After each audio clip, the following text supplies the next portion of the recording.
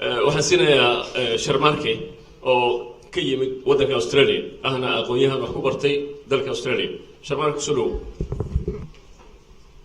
السلام عليكم ورحمة الله وبركاته. أنا أقول رأين وحان مهد آد وبلارنا أنا قد بنيا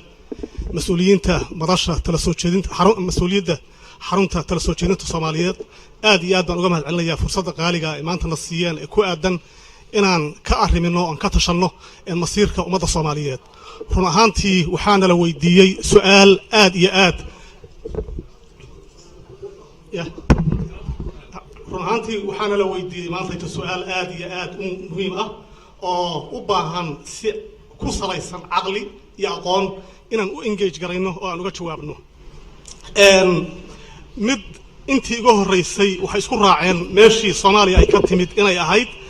qabiil iyo diin taa waan isku raacnaa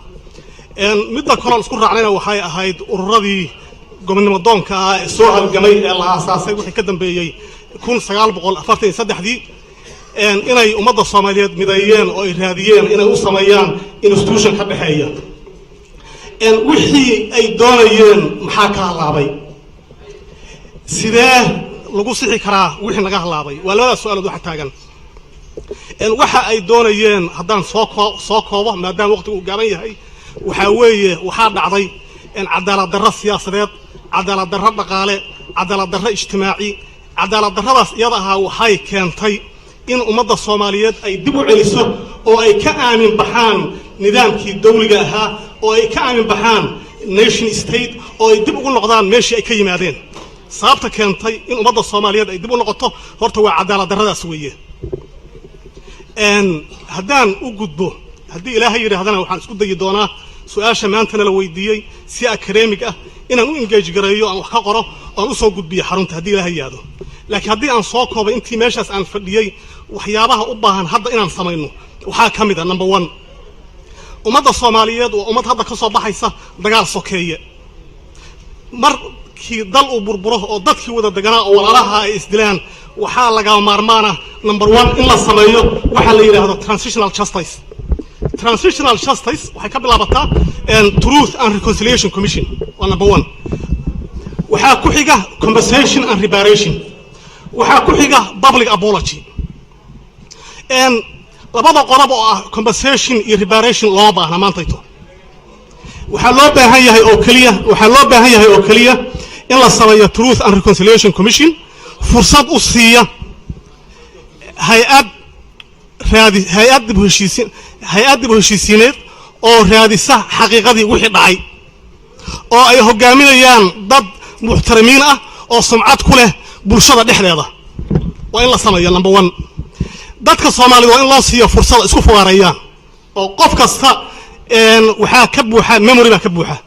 in loo siiyo fursad isku fogaarayaan oo ay uga hadlaan waxyaabihii ay soo mareen waa qayb kamid ah psychologically dadka inay dawoobaan waa very important way midda kale oo ah public apology yaa sameynaya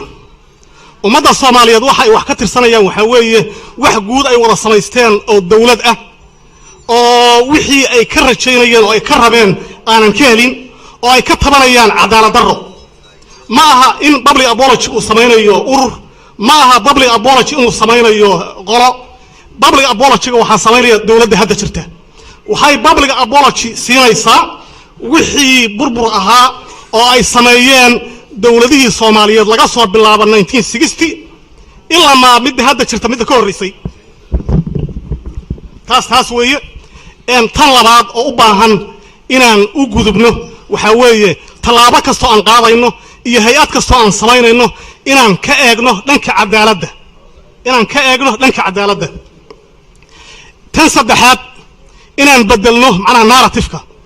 oo qof mas'uul ah markuu idaacadda ka hadlo oo dadku dhageysanayaan oo idaacaduhu warkiisu qaadayaan marka uu hadlo oo wax ka baxsan wixii midaynayay uu ku hadlo sida hadda meesha tan laga yiri waa in anagoo isku duuban oo gacmaha isaysanna aan narrative-kaas ka hortagna oo dhahno been baad sheegaysaa dadka Soomaaliyeed waa walaalo dadka Soomaaliyeed waa hal isir dadka Soomaaliyeed meel waxa midaya waxay ka xoog badan yihiin waxa kala qaybiyo inaan dhahno taasna waa very important tan afraad aan u gudbayo waxa weeye maadaama waqti uu gaaban yahay waxaan rabaa nin professor halka kan wuxuu ka yiri Soomaaliya waligeed dawlad ma soo marin anigu waxaan qabaa in Soomaaliya ay dawlad soo martay sababtoo ay tahay conditionka ugu horeeyo oo dawladnimada laga rabo tarsanna waa uu sheegay waxa weeye waa sovereignty oo ah in state ku awood u leeyahay in xuduudadiisa badda dhulka cirka inuu maamulan karo waa yeelanay laakiin conditionadii kale oo ka hooseeyay yaan buuxsamin waana ku dadaali doonaa oo dawladda hadda jirtay ku ka dambeeya waxaan ka codsanaynaa inay ku dadaalaan waxaan ku soo gabagabaynayaa kelmad ku jirtay khudbadii JFK oo ahayd ask not what your country can do for you but ask what you can do for macnaha adiga ha weydiinin waxa dalka uu ku qaalayo qof walow annaga naga mid ah aan isweydiinno waxa dalkanaga iyo dadkanaga aan u qaban karno waad mahadsantihiin. Assalaamu calaykum.